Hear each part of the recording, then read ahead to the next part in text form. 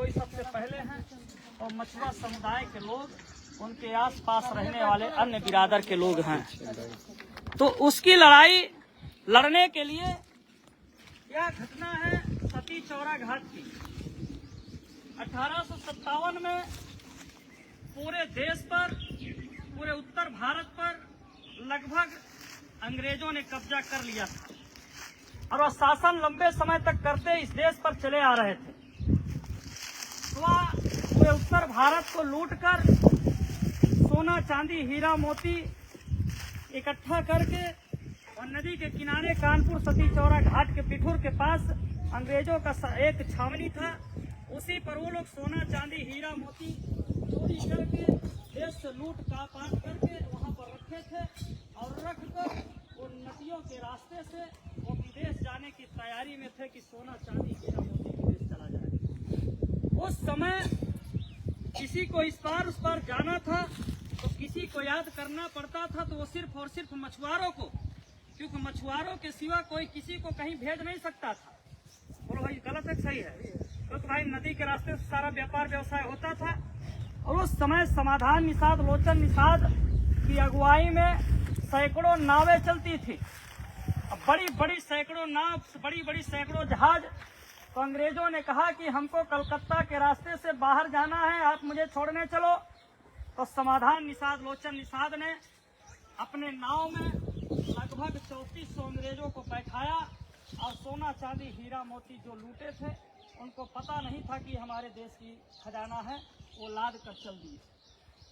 और जो लाद कर चल कर आए तो कानपुर से निकले तो प्रयागराज जब पहुंचे, जिसका प्राचीन नाम इलाहाबाद था, तो इलाहाबाद के नदी के किनारे पहुंचते पहुंचते वहां आते आते शाम हो गया। शाम जब 5-6 बज गया तो सबको भूख प्यास लग गई। तो सब लोगों ने सोचा कि आज रात्रि हम लोग यहीं इलाहाबाद में, यहीं जो इलाहाबाद का एक किला दिखाई दिया, कहा कि यहीं पे हम लोग रात में विश्राम करते हैं, खाना पानी खाते हैं, अगले दिन फिर हम लोग जहाजी बेड़ा खोलेंगे तो हम लोग जल्दी से पहुंच जाएंगे। तो शाम का समय था, सभी नाविक ले जाकर नाव को लाइन से लगा दिए और सोचे कि भाई नदी के किनारे तो निषाद कश्यप लोग रहते ही हैं, चलते हैं पहले वहां पर उन लोगों से मिलकर कुछ खाना पानी की व्यवस्था करते हैं। तो जो अंग्रेज थे वो सब विलासिता में लिप्त थे, वो सब दारू शराब पीकर मगन थे, मस्त थे, लेटे बैठे थे। तो ये लोग ऊपर गए, तो ऊपर जाने पर वहां के लोगों ने घनघोर उनका विरोध किया, क्योंकि वहां के लोग श्रृंगेरपुर जो था स्थान था इलाहाबाद में, श्रृंगेरपुर स्थान के लोगों ने उनका घनघोर विरोध किया।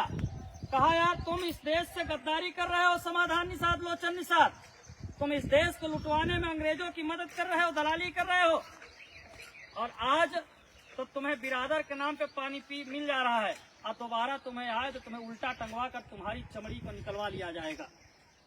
कहा कि यार ऐसे कैसे बोल सकते हो? कहा कि ये बताओ ये टीला किसका है? तो गांव के लोग नाराज हो गए, गुस्से में बोले सारे हरामखोर, ये टीला नहीं है, ये किला है महाराजा गुहराज निषाद जी का, ये हमारे पुरखे का किला है, ये हमारा इतिहास, ये हमारा धरोहर है। हमारे राजाओं को मरवा कटवा कर लुटवा पुटवा कर ये अंग्रेज इस देश से माया खजाना सोना चांदी हीरा मोती लूट रहे हैं और तुम इनकी मदद कर रहे हो। ये किला किसी और का नहीं है, ये मछुआरों का, निषादों का किला महाराजा गुहराज निषाद जी का किला है, जिनको कभी भगवान श्री रामचंद्र जी को जिन्होंने पार उतारकर पूरी दुनिया में मदद करने का काम किया था, तो वो श्री निषाद राज ने किया था, बाकी किसी ने किया तो नहीं था।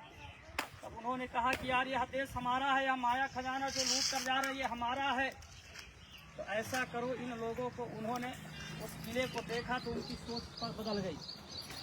समाधान निषाद लोचन निषाद की सोच बदल गई कि अगर यह मेरे देश का माया खजाना लूट कर जा रहे हैं तो मैं इनको इस देश से लूटने नहीं दूंगा, भले हमारी जान क्यों न चली जाए, लेकिन इस खजाने को मैं इस देश से बाहर जाने नहीं दूंगा। अब इन अंग्रेजों को मैं इसी गंगा नदी में डुबो कर मार डालूंगा, क्योंकि अगर अकेले मैं लड़ने गया तो इन लोगों के बाद गोला बारूद बम पिस्टल है, ये हमको दूर से मार डालेंगे, इनसे हम लड़ नहीं पाएंगे। बोलो भाई गलत है सही है? बोलो भैया थोड़ा आप सही है गलत है? ये चीज था। तो उन्होंने उस मिट्टी को लगाया तिलक और कहा कि मैं संकल्प लेता हूँ अंग्रेजों को इसी में डुबो कर मारूंगा। तो जाकर अंग्रेजों से उन लोगों ने झूठ बोला, कहा कि ये आज ये गर्मी का मौसम है, गर्मी के मौसम में में नदी सूखी है, और जब नदियाँ सारी सूखी हैं तो नदियों में कहाँ जा रहे हो भाई आप लोग? अरे तो एक दो लोग जाइए ना, सब एक दो लोग जाइए, बाकी लोग बैठ जाइए ना, सब सुन लीजिए। एक कोई जानकारी आपको ना पहले देगा ना तो आप लोग को मिलेगा। एक बार बोलिए जय निषाद राज। जय निषाद राज। हाथ उठा बोलिए महाराजा गुरुराज निषाद की। बोलिए जय निषाद राज। जय निषाद राज। उन्होंने कहा बैठे इस देश से इस तिलक को लगाया और अंग्रेजों से झूठ बोला। अंग्रेजों से झूठ बोलकर कहा इन लोगों से यहाँ से हम इन लोगों को यहाँ से मार कर भगाएंगे। मना ही नहीं मिलता है। कहा कि भाई अभी ऊपर काम गर्मी का महीना है, आज गर्मी का महीना चल रहा है ना, कहा गर्मी का महीना है, गर्मी के महीने में अगर आप लोग जाओगे तो उधर पड़ता है मिर्जापुर विंध्याचल। विंध्याचल पहाड़ी इलाका है और नदी के नीचे बड़े बड़े पत्थर है, बड़े बड़े चट्टान है, और बड़े बड़े चट्टानों के पास अगर जाएगा सूखा पानी है तो नाव जब चट्टानों से टकराएगा टूट कर डूब जाएगा, डूब के सारे लोग क्या करना है। कहा कि छिटे के बजाय आ गया महीना आता है, जुलाई अगस्त के महीने में। एक बार बोलिए जय निषाद राज। जय निषाद राज। थोड़ा भाई हम लोग को बोलने में ताकत लग रहा है, थोड़ा सहयोग करिए, आप लोग आवाज मत करिए। एक बार बोलिए जय निषाद राज। जय निषाद राज। देखो कैसे योजना बनाई, योजना सीख लो। दुश्मन को मारने की योजना होती है चुपके से, बताकर नहीं। उन्होंने योजना बनाया, उस योजना के तहत कहा कि सारे नाव वापस कर लो, वापस कानपुर चलो और कानपुर वापस लेकर नाव रख लो। अगस्त का महीना जब बारिश वाला महीना खूब होता है कि नहीं होता है, तब पानी होता है तो पूरी नदियाँ उफान को हो जाती है, बाढ़ आ जाती है। और नदियों में जब पानी आएगा तब 90-100 के स्पीड पे आपको सीधा ले चल करके हम लोग छोड़ देंगे, विदेश चले जाओगे। अब वापस ले गए समाधान निषाद, रोशन निषाद जो कश्यप समाज के लोग थे। इन लोगों ने सारे नाविकों को एक पीपल के पेड़ के नीचे, जैसे आज आप लोग बैठे हो इसी तरह एक बैठक बुलाई, सारे नाविकों को बुलाया, कहा कि देखो ये अंग्रेज इस देश को लूट रहे हैं और इस देश को गुलाम बनाए हैं, इनसे लड़ाई लड़ना है तो हम लोगों को इनको खत्म करना पड़ेगा, नहीं तो हमारा देश कभी आजाद नहीं होगा। कहा खत्म करने का क्या तरीका है, इनके पास गोला बारूद बम पिस्टल है, इनसे हम कैसे लड़ेंगे। कहा कि सबसे बड़ा हथियार हमारे पास है, इनके पास भले गोला बारूद बम पिस्टल है लेकिन इनको नदियों में तैरना नहीं आता है। बोलो भाई सही है कि गलत है। कहा अंग्रेजों को नदियों में तैरना नहीं आता है, यही हमारा सबसे बड़ा हथियार है और हम लोग तो तैर सकते हैं, लेकिन इनको मारने के लिए अपनी रोजी रोटी को हमें डुबोना पड़ेगा। बोलो गलत है सही है भाई, नाव को डुबोना पड़ेगा। आज आपको 1 घंटे के लिए खेत से कह दो भैया काम तनी 1 घंटा छोड़ के समाज में बैठ जाओ, तो आप लोगों के पास देख लो समय नहीं, अभी कुछ लोग भागने लगेंगे, कुछ लोग अभी खेत में काम कर रहे हैं। लेकिन उस समय देश की आजादी के लिए उन्होंने संकल्प लिया कि इन हरामखोरों को मारना है तो अपनी नैया को डुबोना है, और कहा कि अपनी अपनी नाव में 5 किलो 10 किलो का कुल्हाड़ा यानी टंगारा रख लेना, बड़ी बड़ी टंगारी होती थी, कुल्हाड़ा जिसको कहते थे कुल्हाड़ी, कहा कि रख लेना। और हम लोग पहले आप लोग ऐसे पगड़ी बांधते थे, पघारा जिसको कहते थे, सही है कि नहीं सही भाई, काम करते करते धूप में अभी देखो इसी तरह पघारा बांध लिए। कहा ये पघारा हमारी पहचान रहेगी, अगर जो समय उस कुल्हाड़े से हम लोग नाव के पेंदे को छेद करेंगे तो नाव में इकट्ठा पानी भरेगा, डूब जाएगा तो सारे अंग्रेज मर जाएंगे और हम तैर कर इस पार चले जाएंगे तो हमको कुछ होने वाला नहीं है, हमारी जान बच जाएगी। कहा मैं इशारा करूंगा, आज के समय में इशारा के लिए कुछ और होता है, भाई गोली मारते हैं कि बंदूक चल जाती है तो समझ जाते हैं भाई इशारा हो गया, ऐलान बिगुल बजाया जाता है। तो कहा कि उस समय एक इशारा रहेगा, कहा मेरे सर पे जो पगड़ी रहेगी ये पघाड़ा नाम है, इसको मैं पतवार पे चढ़कर जैसे ही खोल कर हिलाऊंगा तो सारे लोग समझ जाना कि वह घड़ी आ गई है नाव डुबोने का, और सारे लोग अपनी नाव के अंदर कूदना और अपनी नाव को डुबोकर इन 3400 अंग्रेजों की जल समाधि बना देना, तब जाकर देश आजाद होगा, नहीं देश आजाद होने वाला नहीं है। तो सारे लोग कहा एक शर्त और था कि अगर जो गद्दारी करेगा, जो अपनी रोजी रोटी नहीं डुबोएगा, वो पूरे समाज को खत्म कर देगा, उसको हम डुबो कर मार डालेंगे। भाई गद्दार अगर निकल जाए तो भाई योजना बाहर चली जाएगी, तो दुश्मन हमको मार देंगे नहीं मार देंगे, तय हो गया। वो घड़ी आ गई, बाढ़ का महीना आ गया, जुलाई अगस्त का महीना। बाढ़ के महीने में सारे नाविक अंग्रेजों को बैठाकर तय किया गया कि बिठूर से निकलेंगे तो सती चौरा घाट यानी अपने गांव के सामने पूरा माया खजाना सोना चांदी डुबोना है, ताकि इतिहास रहे और जरूरत पड़े तो उसको हम लोग निकाल भी लें। बोलो भाई गलत किए कि सही किए? और निकल दिए लेकर, और जैसे ही बिठूर से निकले आगे सती चौरा घाट आते आते उन लोगों ने इशारा किया, समाधान निषाद और लोचन निषाद ने अपने पगड़ी को इसी तरह पघाड़ा को खोला और सबसे ऊपर जो नाव का होता है वो पतवार होता है। बोलो सही है कि गलत है?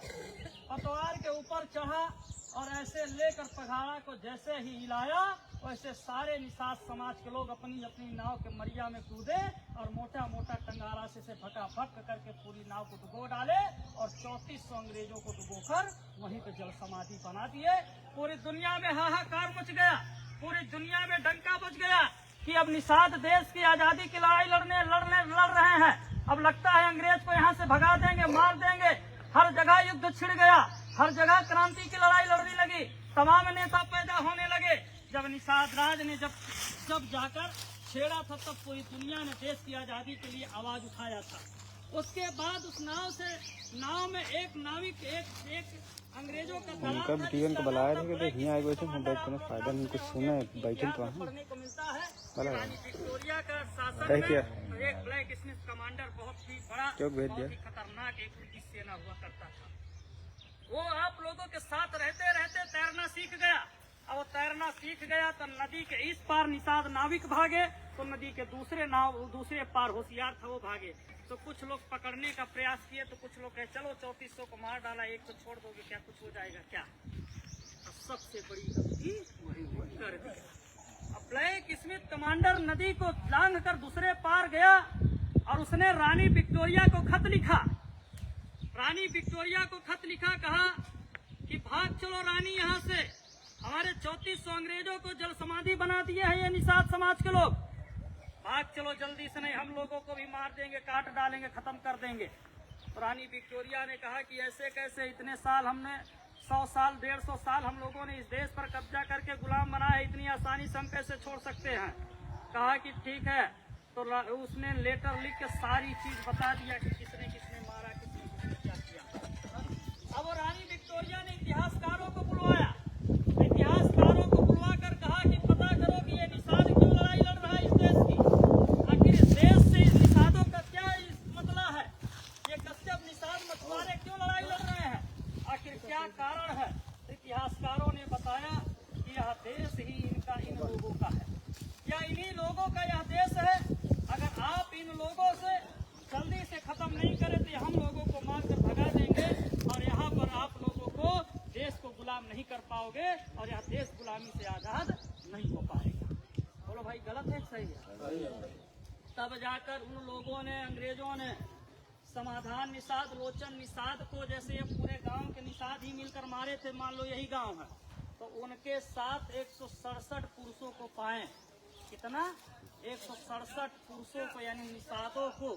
एक पीपल का पेड़ था सती चौरा घाट पर, वहीं पीपल के पेड़ पर रस्सियां बांध कर 167 निषादों को कच्ची फांसी देकर 27 जून 1857 में मौत की घाट उतार दिया बिना किसी कसूर के।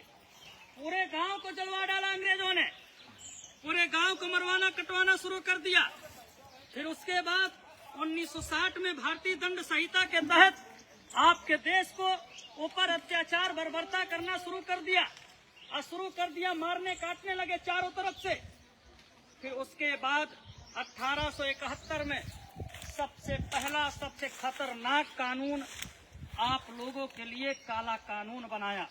उस कानून का नाम था क्रिमिनल ट्राइब्स एक्ट, यानी जन्मजाति अपराधी घोषित कर दिया। यानी कि निषाद के जो भी पुरुष हैं, जिंदा जो बच्चे हैं, यानी जो पुरुष हैं, सारे लोग जन्मजाति अपराधी बना दिया जबरदस्ती कानून की कलम चलाकर। और कहा कि महिलाओं की कोख में जो लड़का पैदा नहीं हुआ होगा वो भी अपराधी माना जाएगा, उसको पैदा होने से पहले पेट में ही तड़पा कर मार दिया जाएगा। ये कानून बना दिया। ये कानून बनाकर आपके पुरुषों को मारने काटने लगे, तो आपके जो पुरुष लोग थे, पुरुष वर्ग थे, ये सारे लोग भागने लगे अपनी जान को बचाने के लिए। अभी आप ही लोगों का किसी का नाम थाने में आ जाए तो नाम को छुपाओगे कि नहीं छुपाओगे? साथ के लोगों ने भागने लगे, नाम छिपाने लगे कि निषाद जहां बताते सीधा गला काट देते। मछुआरे सुनते ही सीधा गला काट के मार डालते, खत्म कर देते। फिर उसके बाद कहा कि भाई